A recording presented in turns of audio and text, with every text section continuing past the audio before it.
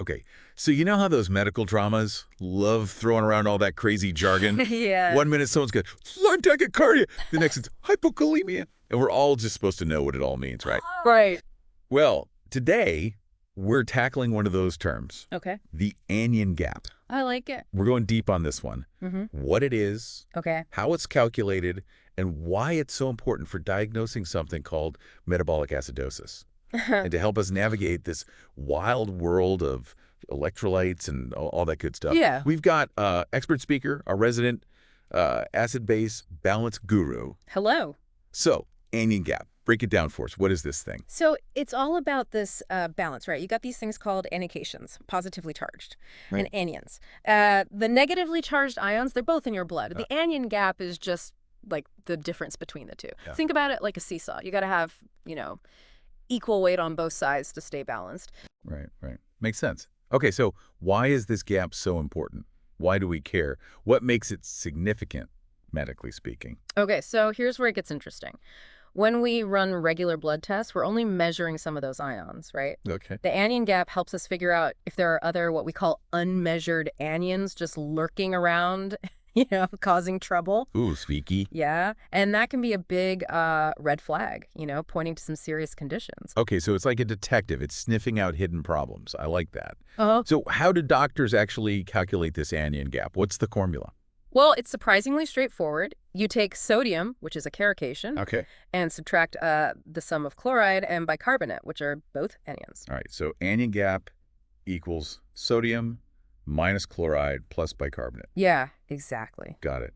And I know the normal range can be a little different depending on the lab. Absolutely. Yeah, typically it's somewhere between 8 and 16 mil equivalents per liter. But, double check with the lab always. Each lab has their own range. Makes sense. Okay, so we know how to find it.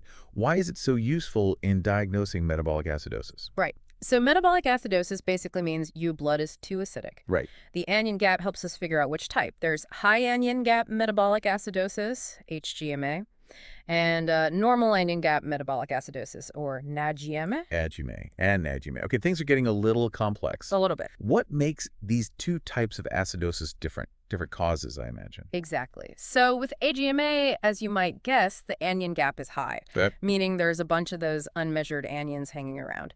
There are a few things that can cause this. One example is ketoacidosis. Ketoacidosis. Now, that's something you might see with uncontrolled diabetes, Just right? exactly. But it can also happen with things like starvation or even alcohol abuse. Essentially, your body starts breaking down fat for energy. And ketones, which are acidic, they build up in your blood. Gotcha. Other things that can cause AGMA, we've got lactic acidosis. That can happen with things like tissue hypoxia, sepsis, and renal failure, where your kidneys just can't filter out the waste products, so those organic acids build up. Right, right. And then there's toxin ingestion. Toxins. Okay, that sounds a little scary. What kind of toxins are we talking about? Why are they so dangerous? Things like methanol, ethylene glycol, that's found in antifreeze, Wow. even aspirin, in large amounts. Okay. These substances, when your body tries to break them down, they turn into acids, and your body has trouble getting rid of them. Right. So that balance we talked about, it gets thrown off, and that leads to HMA. Wow. So recognizing HMA in these cases, it can be really important because you need to treat it quickly. Yeah. Life-saving stuff. Really highlights how important this anion gap is, the big clue. So what about when the anion gap is normal?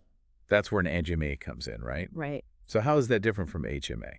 With NAGMA, the anion gap stays normal because the loss of bicarbonate, which remember is one of our measured anions, Okay. it's balanced out by an increase in chloride. So it's not so much about new acids appearing, it's more about a shift in that balance. Interesting. Different cause, different kind of problem. Mm. What are some of the usual suspects behind NAGMA then? Okay, so one common one is gastrointestinal bicarbonate loss, like from diarrhea. Oh, right. Imagine your body's trying to neutralize all that stomach acid. Right, it's using bicarbonate. But if you're having a lot of diarrhea, all that bicarbonate just gets flushed out. Oh, wow. And then you end up with too much chloride, relatively speaking. See, this is why it's so important to look at the whole patient, right? Not just the lab results. Absolutely. It's all about connecting the dots. Yeah. Another cause of NAGMA is renal tubular acidosis. That's where your kidneys have trouble getting rid of acid, like a leaky faucet. Oh, I get it. Can't quite get it all out. Yeah. And finally, there's hyperchloremic acidosis. That happens when you get too much chloride, usually from IV fluids. Right. So you're literally putting more chloride in there. Yeah. So it's a bit of a detective game, figuring out where the bicarbonate's going or if there's too much chloride. For our listener, let's just break it down. How would a doctor actually use the anion gap to figure out if someone has metabolic acidosis? What's the process? Okay, so it starts with a simple blood test. Measure those key electrolytes, sodium, chloride, bicarbonate. Right. Then they just calculate the anion gap using that formula we talked about. If it's high, that points towards AGMA, meaning too many unmeasured anions. Okay. If it's normal, then they're probably looking at NAGMA, meaning a shift in the balance. Got it. And then they do more tests to figure out the exact cause. Exactly. The anion gap, it's a big clue, Yeah. but it's just one piece of the puzzle. You got to investigate further to figure out exactly what's going on so you can treat it properly.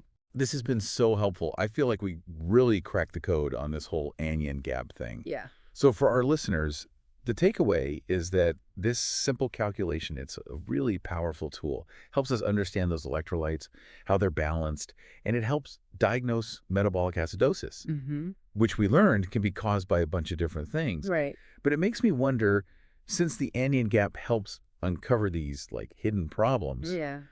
are there other basic measurements that could give us clues about our health? What else is hiding in plain sight? That's a great question. Yeah. It really makes you think. I mean, there's so much information out there just waiting to be decoded. One example that comes to mind, the red blood cell distribution with RDW. Okay, RDW. Yeah. It measures how much the red blood cells vary in size. It can give you early clues about things like iron deficiency anemia or even heart disease. Wow. And it's a simple measurement, usually included in regular blood work. So much information in a simple test. Exactly. It can really tell you what's going on under the surface. It's amazing. It really shows how understanding even these basic medical concepts Yeah, that can empower us, right? Help us take charge of our own health. absolutely. I love that. What other simple measurements could be out there? What other secrets are we missing? It's something to think about. Keep that curiosity going.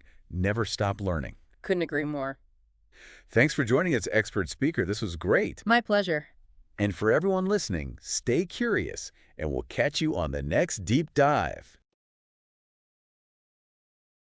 You've been listening to the Learning Podcast, a production of metaNESTA. Remember, learning is a journey, one step, one insight, one skill at a time. We'll see you next time. Keep learning, stay curious, and as always, be awesome.